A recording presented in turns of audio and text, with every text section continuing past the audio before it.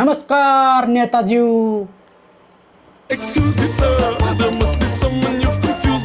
नमस्कार। तपाईले मलाई चिन्नुहुन्न, म तपाईलाई राम्रोसँग चिन्छु।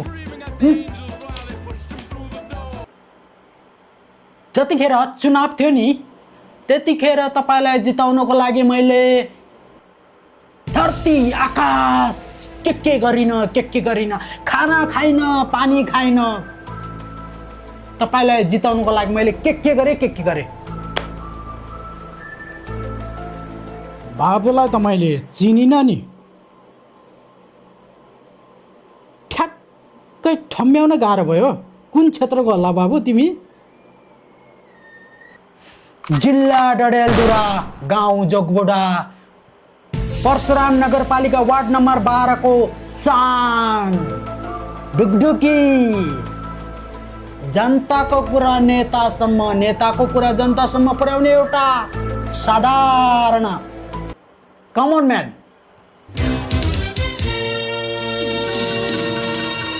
ए डडेलधुराको हो?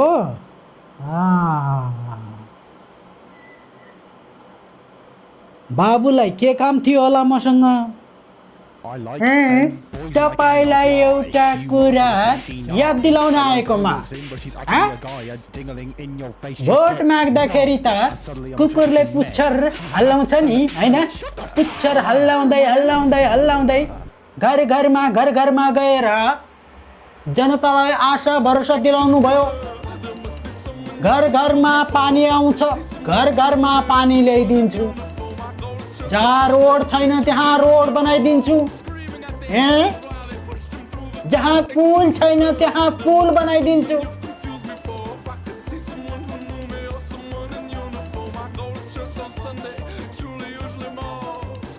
खोइ सबै भुल्नुभयो त तपाईँ? के हो यो? बाबु विकास भन्ने कुरा चाँडै हुँदैन के, टाइम लाग्छ। पर्ख्यौ न, मैले जे भने चाहिँ म सबै गर्छु। अलिकति टाइम लाग्छ के। भोट माग्दाखेरि त तपाईले तुमा जित्ने बित्तिकै सबै गरिदिन्छु भन्नु भएको थियो त। बाबु धैर्य गर।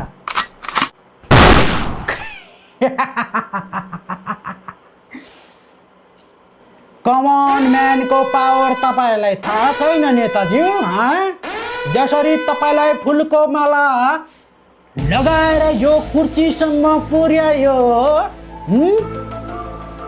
यदि तपाईले यो कुरालाई सामान्य लिनुभयो, जनतालाई धोका दिनुभयो भने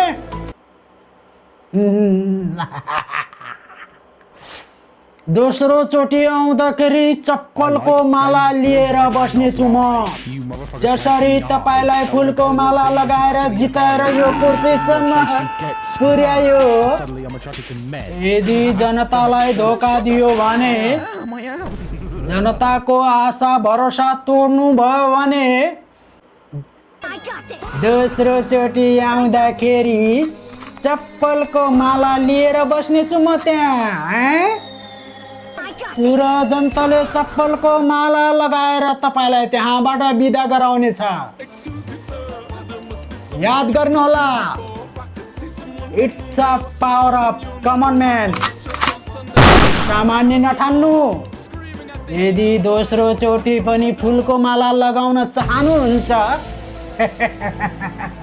फुलको माला चाहनुहुन्छ भने जे जनतालाई आशा भरोसा दिलाउनु भएको थियो त्यो पुरा गर्नुस्। यदि दोस्रो चोटि चप्पलको माला लगाउन चाहनुहुन्छ भने ठिक छ, सबैभन्दा पहिला म त्यहाँ म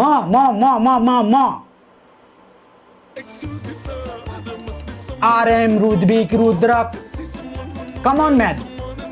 जनताको कुरा नेतासम्म पुर्याउने, नेताको कुरा जनतासम्म पुर्याउने सबैभन्दा पहिला म चप्पलको माला लिएर बस्नेछु म त्यहाँ तपाईको स्वागतको लागि।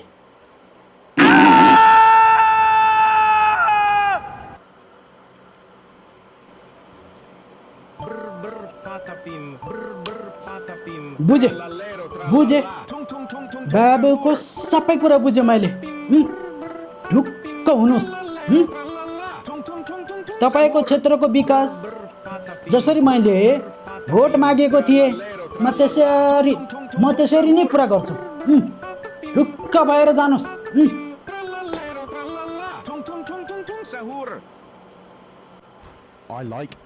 तपाईले मेरो कुरा बुझ्नु भयो होला, भइसक्यो होला हैन? मैले के भन्न खोजेको हो? ठिक छ, नमस्कार। यदि मेरो कुराले तपाईलाई कुनै चोट पुर्याएको छ भने त्यसको लागि क्षमा चाहन्छु। अहिले म जान्छु। नभुल्नु होला है यी नेताजी। अहिले जान्छु ल।